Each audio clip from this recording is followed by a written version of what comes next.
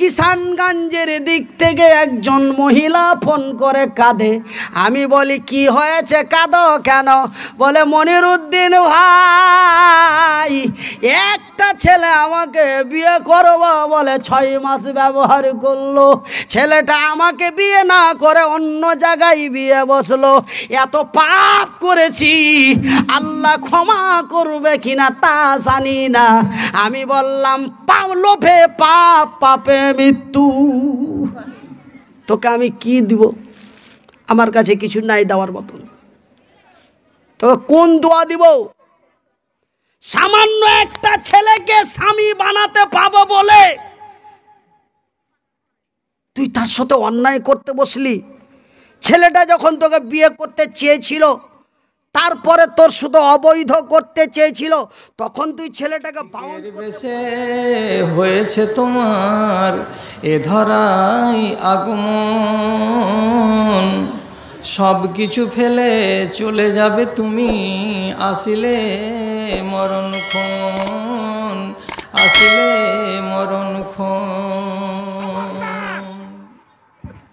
আল্লাহর গজব কেন আসে? আল্লাহর আযাব কেন আসে?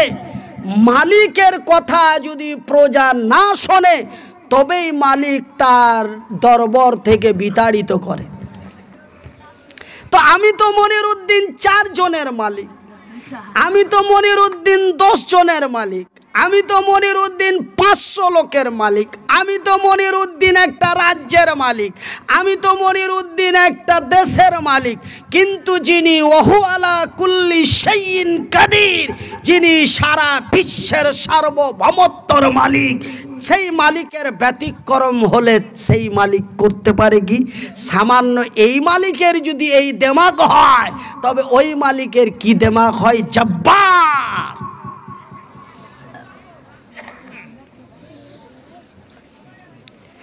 তবে কারণটা আপনাদের বলে দিই। তবে ওরাও মুসলমান, আমরাও মুসলমান,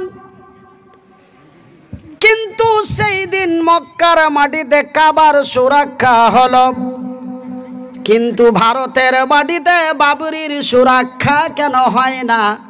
আমার আল্লাহ কি পারেন না? আল্লাহ কেন আমাদের কথা শোনেন না? ভাইজান বন্ধুরা আমার, মক্কার মাটিতে যেই মুসলমানটি ছিল, ওরা মুসলমান নয় গো। ইফের কোন কথা কইছে জি ভাই? তবে ওরা কি ছিল ভাইজান? ওরা মুসলমান ছিল না, ওরা ছিল বড় ইমানদার। কেন মুসলমান মদ খেতে পারে, ইমানদার তা পারে না? হো করেন না জি ভাই, পারে খালি এটা কোন উত্তর জি ভাই? বাংলা ভাষা দিয়ে উত্তর দেন। এটা কোন ভাষার উত্তর? হো বাংলা ভাষা দিয়ে বলেন। মুসলমান মদ খেতে পারে, ইমানদার তা পারে না। মুসলমান পরের মাল হরণ করতে পারে, ইমানদার তা পারে না। মুসলমান সুদ খেতে পারে, ইমানদার তা পারে না। মুসলমান ব্যভিচার করতে পারে, ইমানদার তা পারে না। মুসলমান নিজের বউ বাদ দিয়ে অন্যের বউ নিয়ে ঘুরে, ইমানদার তা পারে না। মুসলমান মদ খেয়ে মাতলামি করতে পারে, মুসলমান জুয়া খেলতে পারে, মুসলমান নিজের ভাই ভাইয়ের বুকে চাকু দিতে পারে, কিন্তু একজন ইমানদার তা পারে না। তবে ভাইজান বন্ধুরে, মক্কার মাটিতে যেই মুসলমানটি ছিল, ওরা শুধু মুসলমান নয়, ওরা ছিল বড় ইমানদার। আর আমার আল্লাহ রব্বুল আলামিন বলেন, ওয়া বিসমিল্লাহির রাহমানির রহিম, ওয়ালা তাকুলু লিমান ইউকতালু ফি সাবিলিল্লাহ ফি সাবিলিল্লাহি আমওয়াত বাল আহিয়াউ ওয়ালাকিন লা তাশউরুন। যারা বড় ইমানদার তারা হক কথা বলতে ভয় পায় না। যারা আমাকে এক আল্লাহ বলে বিশ্বাস করে, আমার নবীকে নবী বলে স্বীকার করেছে, তারা কোনোদিন মিথ্যে কথা বলতে পারে না। আর এমনই ইমানদার যদি অন্যায়ের প্রতিবাদ করতে যেয়ে যদি শহীদ হয়ে মারা যায়, যদি ভোজালিং খেয়ে মারা যায়, যদি পেস্তুল খেয়ে মারা যায়, ওদের তোমরা খবরদার মৃত্যু বলো না। আল্লাহ কোরআনে বলছেন, ওদের খবরদার মৃত্যু বলো না। ওরা মরে না, ওরা মরে না, ওরা জিন্দা। ওরা ইহকালও জিন্দা, পরকালও জিন্দা, কবরেও জিন্দা। ভাই গো, যারা হক কথা বলতে যে, মসজিদের প্রতিবাদ করতে যে, কোরআনের দ্বীনের প্রতিষ্ঠা করতে যে, অন্যায়ের বিরুদ্ধে কথা বলতে যে যারা শহীদ হয়ে মারা যায়, আমার আল্লাহ তাদের বিনা হিসাবে তার জান্নাতে দিয়ে দেয়। নারায়ে তাকবীর। ভাইজান বন্দরে শুধু তাই নয়, আমি মনিরউদ্দিন আমার পকেটের কলমটা দিয়ে আপনাদের লিখে বলে যাই, আপনারা মদের বোতলগুলি ভেঙে দেন, অন্যায়ের মুখে ঝাঁটা মেরে, বাতিলের মুখে লাথি মেরে, সত্যের পতাকা নিয়ে ভারতের মাটিতে দাঁড়িয়ে যান। মোদি তো দূরের কথা, বিশ্বের কোনো শক্তি আপনার একটি চুল পর্যন্ত নড়াতে পারবে না। সেই দিন মক্কা বিজয় করেছে মুসলমানেরা। তবে ভাই গো রে আমার বন্ধুরা, কিন্তু আমাদের যা ব্যবহার, আমাদের যা চরিত্র, আমাদের যা আখলাক, আমাদের যা নোংরামি, আমাদের যা বদনামি, আমাদের যা অশ্লীলতা, আমাদের যা অভদ্রতা, ভাইজান বন্ধুরে কোনো দিন কল্যাণ হতে পারবেন না। ওই পিটনি খেতে খেতেই, লাঞ্ছিত, ঘৃণিত, অপমানিত হতে হতেই পৃথিবী পদত্যাগ করতে হবে। ভাইজান বন্ধুরে, মক্কার মাটিতে একজন ইমানদার যদি তার বুকের ভিতরে ঈমান নিয়ে এক আল্লাহকে বলে বিশ্বাস করে, লা শারিকা লাহু বলে কালেমায়ে শাহাদাত, কালেমায়ে তাইয়্যিবা পাঠ করে যদি পূর্ণ মুসলমান হয়ে যায়, পূর্ণ ইমানদার হয়ে যায়, বিশ্বের কোনো শক্তি তারে ঠেকাতে পারে না। একবার জোরে বলি নারায়ে তাকবীর। শুনেলেন ওই মক্কার ঘটনা। ভাই গো, এমনই এক অমুসলিমের ঘরে এক অমুসলিম বেদুইন জৈন বৌদ্ধর ঘরে এক সন্তানের জন্ম হলো। জন্মের পরে বাবা তার পৃথিবী থেকে বিদায় নিল, ছেলেটা ইয়াতীম হয়ে গেল।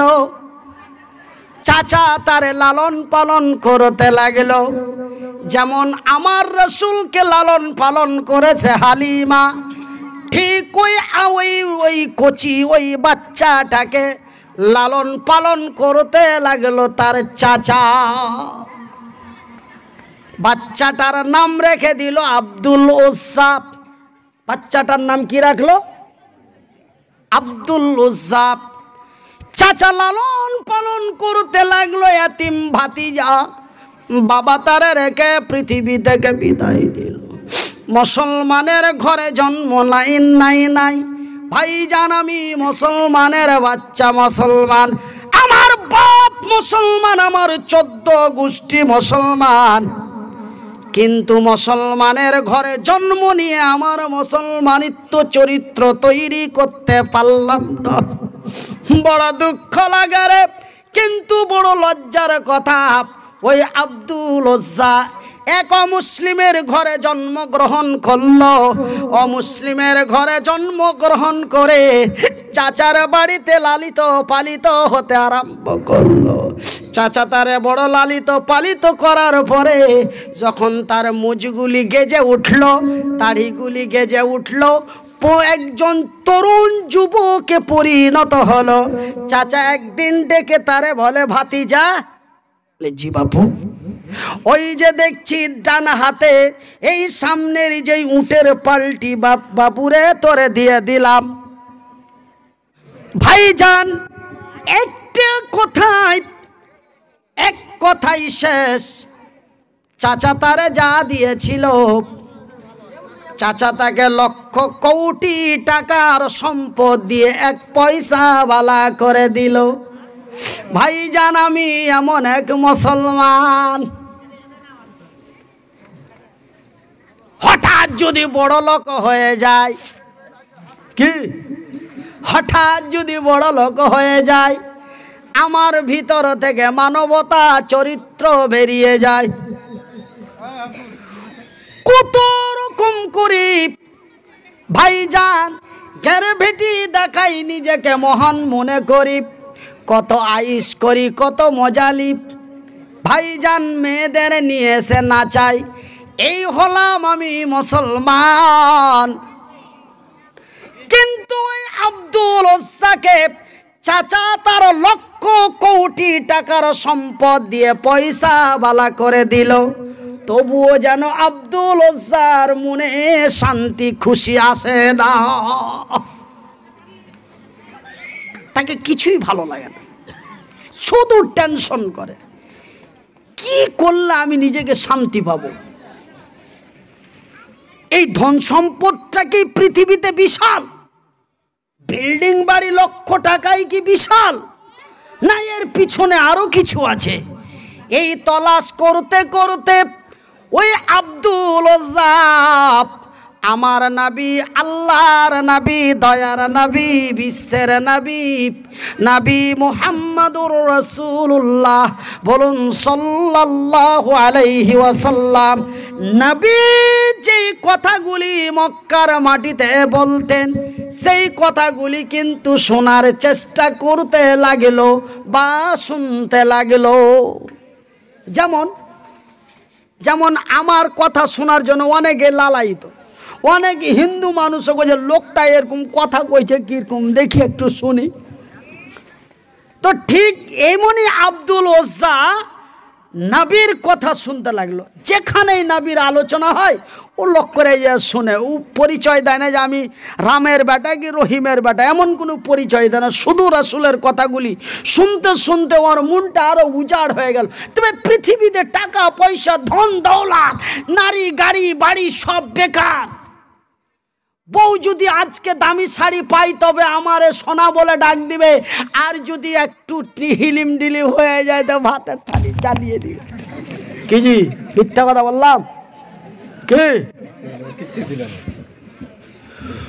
ওকে যেদিন বিয়ে করেছো, একদম ভাটিয়া ভাষায় বাদিয়া ভাষায় কই, যেদিন বিয়ে করেছো সেদিন থেকে নিয়ে 7টা ছেলে হওয়া পর্যন্ত ওর কোনো অভাব করেনি, কিন্তু কাজে কামে কোনো একটা ডিস্টার্ব হয়ে গেছে, ওইখান থেকে নিয়ে 7 ছেলের মা পর্যন্ত মুচ্ছা তোর উঝিড়ে দিবে।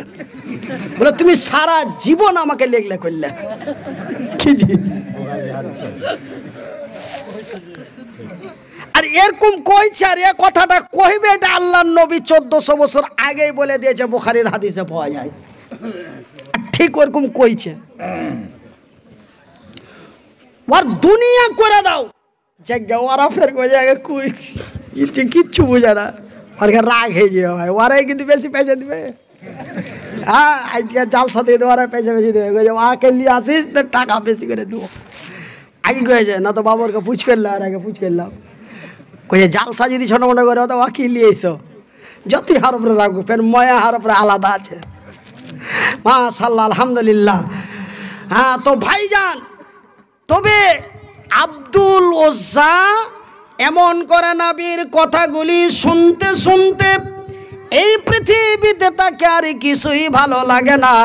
তার মনের মধ্যে জেগে গেল, হায়রে পৃথিবীর সমস্তই কিছু বেকার, তবে সেই স্বর্গ জান্নাতই হলো এক ভালো জায়গা।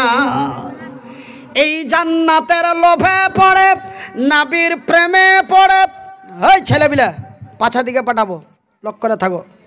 জান্নাতের লোভে পড়ে, নবীর প্রেমে পড়ে, ওই আব্দুল ওজ্জাব ঈমান এনে মুসলমান হয়ে যাব তার চূড়ান্ত সিদ্ধান্ত নিয়ে নিল। টাকা পয়সা ধন দৌলত লক্ষ কোটি টাকা তার নজরে আসলো না, শুধুই আসলো আল্লাহ তার রাসূল। বাড়ি চলে গেল, বাড়িতে যে চাচাকে ডেকে বলল, গো চাচা, বলে কিরে বাজান কি হয়েছে? বলে বাপুজি, মুহাম্মদ বলে মক্কার মাটিতে কোনো ব্যক্তির নাম শুনেছ? চাচার কিন্তু মাথা বোমো করে উঠতে লেগে, হবে তুই কি করছিস দেখলে? হঠাৎ করে ওই লোকটার নাম করছিস মানে? হ্যাঁ শুনেছি, তো কি হয়েছে? বলতে চাচা গো, ওই মুহাম্মদ যেই কথাগুলি মানুষের কাছে বলে, সেই কথাগুলি তোমাকে শুনতে কেমন লাগে? মাথা গরম হয়েছে। তোর কি মাথা খারাপ হয়ে গেছে? ইগলা কেনা কোচিত হঠাৎ করে রে ভাতিজা? হ্যাঁ শুনেছি, তো কি হয়েছে? তুইও শুনছিস নাকি? বলে হ্যাঁ। তো তোকে কেমন লাগছে? বলছে চাচা গো, নবী মুহাম্মাদের মুখ থেকে যখন দিনের কথাগুলি শুনতে পাওয়া যায়, আমি বড় আনন্দিত হয়ে উদাস হয়ে যাই। বিশ্বের লক্ষ কোটি টাকা আমার নজরে আসে না। নারায়ে তাকবীর। তবে ভাতিজা, তুই নাকি নবীর দিন কায়েম করবি। আসল জায়গাতে এবার হাত দিয়ে দিয়েছে। চাচা হাজার হোক বেশি বুদ্ধি, ভাতিজা যতই মুছুদ্দি হোক, হ্যাঁ, আর ভাতিজা যতই চালা হোক, বয়স হিসাবে কিন্তু চাচাই বেশি চালা। চাচা আসল জায়গায় হাত দিয়ে দিয়েছে।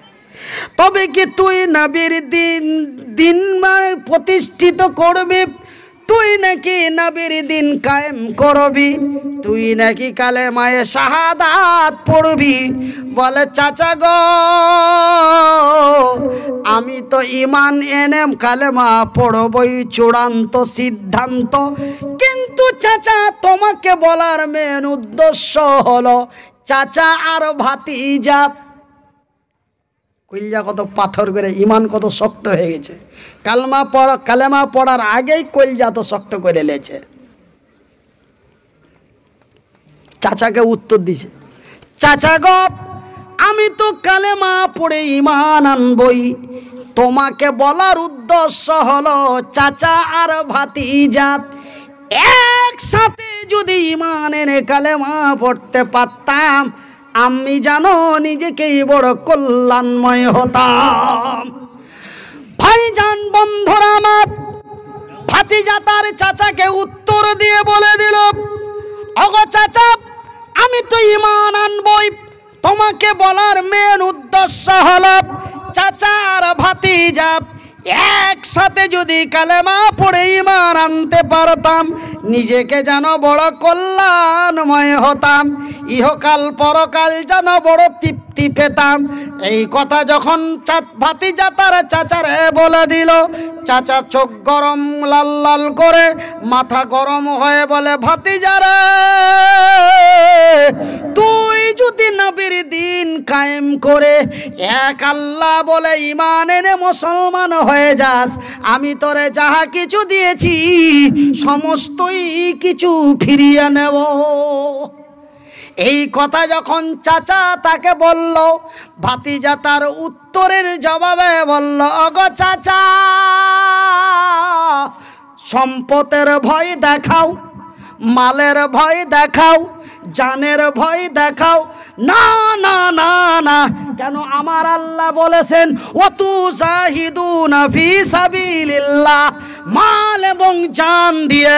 চাচা গো, তোমার লক্ষ কোটি টাকা তো দূরের কথা, প্রাণে যদি মেরে দাও তবু পৃথিবী থেকে বিদায় নিতে রাজি আছি, কিন্তু আমি আর সহ্য করতে পারলাম না। এই বলে সাথে সাথে চাচার সামনেই পতাকা তুলে বলে দিল লা ইলাহা ইল্লাল্লাহু মুহাম্মাদুর রাসূলুল্লাহ। নারে তাকবীর, আরো জোরে নারে তাকবীর। আল ইসলাম জিন্দাবাদ। মামুর বাটারা, আল ইসলাম জিন্দাবাদ। ভাইজান, যখন কালেমা পড়ে ঈমান এনে মুসলমান হয়ে গেল, চাচা তাকে বলল, ভাতিজারে তুই আমার সামনে এত বড় কাজ করতে পারলি, আমি তোরে যাহা দিয়েছি তুই আমারে ফিরিয়ে দে। ভাই গো, এই কথা যখন চাচা তার ভাতিজাকে বলে দিল, চাচা বলে দিল ভাতিজা বলে দিল, চাচা দরকার নাই তোমার ধন সম্পদের, একটা বাংলা কথাই আপনাদের বলে যায় রে আমার মায়ের, আমার বোনেরা, আজকে বড় দুঃখ লাগে, আজকে বড় খারাপ লাগে। কয়েক মাস আগে এই কিষানগঞ্জের দিক থেকে একজন মহিলা ফোন করে কাঁদে। আমি বলি কি হয়েছে, কাঁদো কেন? বলে মনিরুদ্দিন ভাই, একটা ছেলে আমাকে বিয়ে করবো বলে 6 মাস ব্যবহার করলো, ছেলেটা আমাকে বিয়ে না করে অন্য জায়গায় বিয়ে বসলো। এত পাপ করেছি, আল্লাহ ক্ষমা করবে কিনা তা জানি না। আমি বললাম লোভে পাপ, পাপে মৃত্যু, তোকে আমি কি দিব? আমার কাছে কিছু নাই দেওয়ার মতন, তোকে কোন দোয়া দিব? সামান্য একটা ছেলেকে স্বামী বানাতে পাবো বলে তুই তার সাথে অন্যায় করতে বসলি। ছেলেটা যখন তোকে বিয়ে করতে চেয়েছিল, তারপরে তোর শুধু অবৈধ করতে চেয়েছিল, তখন তুই ছেলেটাকে বাউন্ড করতে পারিসনি যে বিয়ে না করা পর্যন্ত তুই আমার কথা বলছিস বল, কিন্তু স্পর্শ নয়। তুই ভাবলি, লোভে পড়ে গেলি। কিন্তু ওই আব্দুল ওয়াসাব ধন সম্পদের লোভে পড়ল না, লক্ষ কোটি টাকা সমস্তই কিছু তার চাচারে ফিরিয়ে দিল। দরকার নাই, দরকার নাই। ভাই গো, দেখুন ইমানের কি পরীক্ষা। জান্নাত মামুর বাড়ির আবদার নয়, জান্নাত শ্বশুরের বাড়ির আন্ধাসা নয়। জান্নাত পেতে গেলে, জান্নাত নিতে গেলে ইমানের কি স্পিরিট লাগে রে, ওসার কাছ থেকে যাচাই করে নাও। বন্ধুরে আমার, সমস্ত কিছু যখন ফিরিয়ে দেওয়া হলো, চাচা তার উত্তর দিয়ে বলে, ওরে ওজ্জা, তোর পরনে যেই জামাটা আছে, তোর পরনে যেই লুঙ্গিটা আছে, লুঙ্গির তলে যেই জাঙ্গিয়াটা আছে, পাঞ্জাবির তলে যেই গেঞ্জিটা আছে, পায়ের নিচে যেই চপ্পলটা আছে, ঘাড়ের উপরে যেই গামছাটা আছে রে, এইগুলিও আমার দেওয়া। ভাতিজা রে, তোকে এইগুলিও ফিরিয়ে দিতে হবে। ভাতিজা উত্তর দিয়ে বলে, চাচা গো, উলঙ্গর ভয় দেখাও, ল্যাংটার ভয় দেখাও, চাচা দরকার নাই। একজন 18 থেকে 20 বছরের যুবক, সারা অঙ্গে অঙ্গিত জৈবন এসে গেছে। চাচা তার পরনের লুঙ্গি কাপড় সমস্তই কিছু খুলে দিল। লুঙ্গিটাও চাচা তারা দিল না, জাঙ্গিয়াটাও ভাতিজার কাছ থেকে ছিনিয়ে নিল, গেঞ্জিটাও গতর থেকে চাচার খুলে নিল। ভাইজান বন্ধরে আমার, ইমানের কি স্পিরিট, ইমানের কি মজবুত, সমস্ত কিছু খুলে দিয়ে উলঙ্গ হয়ে চাচাকে বলল, চাচা গো তোমার বাড়িতেও আমি থাকতে চাই না। চাচার বাড়ি থেকে বেরিয়ে চলে গেল। উলঙ্গ চেহারা, রাস্তায় কেউ পাগল বলবে, কেউ ঢেল পাগল বলে ঢেল মারবে। এমন উলঙ্গ চেহারা নিয়ে রাস্তায় কেমন করে চলি? আমার আল্লাহ তো বলেছেন, আল্লাযীনা হুম লিফুরুজিহিম হাফিজুন। রে বিশ্ব জগতের নর নারীরা, তোমরা তোমাদের ইজ্জতের সারাম গায়ের হেফাজত করো। আমি তো একজন পূর্ণ নৌজওয়ান তরুণ যুবক, আমার অঙ্গ প্রত্যঙ্গে তো যৌবন এসে গেছে। এই উলঙ্গ চেহারা নিয়ে কেমন করে চলি? মাবুদ গো তুমি তো রহমান, মাবুদ গো তুমি তো রহিম, ও গো আল্লাহ তুমি তো খালিক। আল্লাহ তুমি ছাড়া আমার নিরাপত্তার আর কেউ না। এই বলে যখন মাবুদের কাছে দরখাস্ত করলো, আল্লাহ ইমানদারের কথা কোনোদিন রিটার্ন করেন না। আমার আল্লাহ ইমানদারের সাহায্য করেন। ভাইজান বন্ধুরে, এই দরখাস্ত যখন মাবুদের দরবারে করলেন, হযরতে আব্দুল স্যার ব্রেনের মধ্যে এসে গেল, হাইরে ছোটবেলায় বাবা তো ইন্তিকাল করেছে, কিন্তু মা তো আমার বেঁচে আছে। মা তো আছে, বাপ মরে গেছে, মা তো আছে। মার কাছে যাই, আরে ধর্ম ত্যাগ করেছি তো কি হয়েছে? মার ময়া আলাদা ময়া। যদি মা কিছু দেয় তো মার দেওয়া জিনিসটাই দিয়ে আমি লজ্জাস্থান ঢাকবো। খুঁজতে খুঁজতে মায়ের কাছ পেয়ে গেল। মা বলে ডাক দিল। হঠাৎ আমার ওজ্জার আওয়াজ। আমি তো সেই 5 বছরে ফেলে এসেছি, কিন্তু মা আওয়াজ বুঝতে পেরেছে। বাড়ির দরওয়াজায় ঠোকা দিয়ে বলে, মা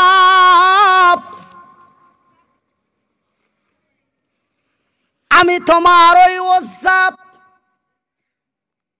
ওজ্জারে কোথা থেকে এসেছ? কি ব্যাপার, কি খবর? হঠাৎ তুই আমার কাছে কেন? ভাই গো, বাড়ির দরওয়াজাটা খুলে যখন ওজ্জার চেহারার দিকে দৃষ্টি পড়েছে, তার উলঙ্গ চেহারা দেখে মা তার চোখটি ঢেকে লজ্জায় লজ্জিত হয়ে ছেলেকে বলে, ও গো ওজ্জা, তুই কি জানিস না আমি তোর মা? তুই কি জানিস না আমি তোর মা? মায়ের সামনে যুবক ছেলেরে উলঙ্গ হতে হয় না। কেন তুই উলঙ্গ হয়ে এসেছিস রে বাবু? তুই কেন এই অবস্থা নিয়ে আমার কাছে এসেছিস? তোর মনের উদ্দেশ্য কি, ঘটনা কি বাবুরে শোনা। ওজ্জা বলে, মা আমি জানি মায়ের কাছে উলঙ্গ হতে হয় না, কিন্তু মা গো সোনারে আমার, আমি এক আল্লাহ লা শারিকা লাহু বলে ঈমান এনে কালেমা সাদাত কালেমায়ে তাইয়্যিবা পাঠ করার কারণে আমার এই অবস্থা। মাকে ঘটনা খুলে বলল। ওজ্জা বলে, মা তোমার কাছে যদি কিছু থাকে মা তুমি একটু দাও, আমি তোমার দেওয়া জিনিসটা আমার গায়ে দিই। হাইরে দয়াপতি দরদিনী মা। সন্তান যদিও ধর্ম ত্যাগ করে নাই, তবুও মা তার ছেলেকে ফেলে দিতে পারল না। বন্ধুরা, একজন জন্মদাতা মা, একজন গর্ভধারিণী মা, যেই সন্তানরে গর্ভ ধারণ করেছে, এই সন্তানকে মা কোনোদিন ফেলে দিতে পারে না। তবে আপনারা অনেকেই মনে মনে বলা বলি করবেন, আমাদের এলাকায় কত মেয়ে কত ছেলে ফেলে দিচ্ছে। ভাই গো, ওর মনে চায় না বাধ্য ফেলতে রাজি হয়েছে। কেন? ছেলেটা প্রকৃত জন্ম নেয় নাই, ছেলেটা যেন অবৈধ জন্ম নেওয়ার কারণে মানুষের চোখ লজ্জা। কিন্তু যেই মেয়েরা অবৈধ বাচ্চা নষ্ট করে, বাচ্চাটা নষ্টর পরে তার বুকে হাত দিয়ে দেখবে, তাকে জিজ্ঞাসা করে দেখবে, তার কলিজাটা কেমন ভাবে ফেটে যায়। কিন্তু ফেলে দিতে তাকে বাধ্য হতে হয়েছে, তার জন্যই ফেলেছে। ওই ছাড়া স্বামীর জন্মদাতা সন্তানকে মা গর্ভে ধারণ করে কোনোদিন ফেলতে পারে না। সেই ন্যাংড়াই হোক বা লুলাই হোক, কানাই হোক বা বোবাই হোক, যেমনি হোক না কেন, মা তার সন্তানরে বুকে নিয়ে থাকে। প্রমাণটা হয়ে গেল ওসার মা ওসাকে ফেলে দিতে পারল না। কি দিব রে বাবু, দেওয়ার মতো তো কিছুই দেখতে পাই না। না আছে 2 কেজি চাল দেওয়ার মতো, বিক্রি করে কিছু নিয়ে নিবি, কিছুই পায় না। শেষ পর্যন্ত মা তার একটা ছিঁড়া কম্বল চাদর পেড়ে বিছানায় ঘুমাতো, ওই ছিঁড়া চাদরটাই তুলে নিয়ে এসে ওসার হাতে দিল। বলে, ওসারে, এই ছিঁড়া চাদরটা ছাড়া দেওয়ার মতো আর কিছুই পাই না রে বাবু। ভাইজান, হাইরে দয়াপতি দরদিনী মা ছিঁড়া চাদরটা নিয়ে এসে তার সন্তানের হাতে ধরিয়ে দিল। মায়ের হাত থেকে চাদরটা নিয়ে 2 টুকরো করল, একটা তার পরনে দিল, আর একটি তার গায়ে দিল। গায়ে দিয়ে মাকে বলল, মা, আমি আর মক্কার মাটিতে থাকবো না, আমি চলে যাব মদিনা, আমি নবীর কাছে যাব। তখন নবী মদিনা চলে গিয়েছিলেন। ওসা বলে, মা গো, আমি এই মক্কার মাটিতে থাকবো না, আমি চলে যাব মদিনা, আমি নবীর সাথে সাক্ষাৎ করব, আর দিনের কথাগুলি আরো বেশি বেশি করে শিখব বা শুনব। মা গো, আমি এই মক্কার মাটিতে থাকতে চাই না। মায়ের কাছ থেকে বিদায় নিয়ে ওসা বাড়ি থেকে বেরিয়ে চলে গেল। নবীর তলাশে বেরিয়ে গেল মদিনাতুল মুনাওয়ারা। সেই মদিনার প্রান্তে ওসা পৌঁছে গেল। নবীর দরওয়াজায় বসে আছে রাসূলের সাক্ষাৎ করার জন্য। নবী বাড়ি থেকে বের হচ্ছেন, ওসার অবস্থা দেখে নবী থমকে দাঁড়িয়ে গেলেন। এই, তোর নাম কি, তোর বাড়ি কোথায়? আরে এই ছেলে, তোর বয়স তো বেশি মনে হয় না রে, তোর বয়স তো মনে হয়েছে যে খুব হইলে 18 থেকে 19 বছর। তোর চেহারা তো খুব টলটলে, তোর মুখের ফেসিয়াল দেখে তো মনে হচ্ছে তুই পয়সাওয়ালা ঘরের চেংড়া। তো তোর ছিঁড়া চাদর কেনে রে, ব্যাপার কি রে? আরে তোর নাম কি রে, তোর বাড়ি কোনটা রে, তোর অবস্থা কেন এরকম রে? ভাইজান বন্ধুরে আমার, ওসা উত্তর দিয়ে বলেন, ইয়া রাসূলুল্লাহ, ওগো আল্লাহর নবী, আমার নবী, ওগো বিশ্বের নবী, আপনি আমাকে চিনেন না, আপনাকে আমি চিনি। আমার নাম ওসা, আমার বাড়ি মক্কা। হুজুর গো, এক আল্লাহকে বিশ্বাস করে কালেমায়ে শাহাদাত, কালেমায়ে তাইয়্যিবা পাঠ করার কারণে অমুসলিম ধর্ম ত্যাগ করে মুসলিম ধর্ম গ্রহণ করার কারণে হুজুর গো আমার অবস্থা এই। রাসূলকে ঘটনা খুলে বললেন। আল্লাহর নবী উত্তরে বললেন, ওসারে, আমি নবী মদিনার মাটিতে দাঁড়িয়ে বলছি, তোর নাম আজকের তারিখ থেকে ওসা নয়, আজকের তারিখ থেকে তোর নাম ওসা নয়, আমি নবী বলছি, তোর নাম আব্দুল্লাহ। নারায়ে তাকবীর, নারায়ে তাকবীর, নামটা রাসূল সাথে সাথে চেঞ্জ করে দিলেন। আজকের তারিখ থেকে তোর নাম আব্দুল ওজ্জা নয়, আজকের তারিখ থেকে তোর নাম আব্দুল্লাহ।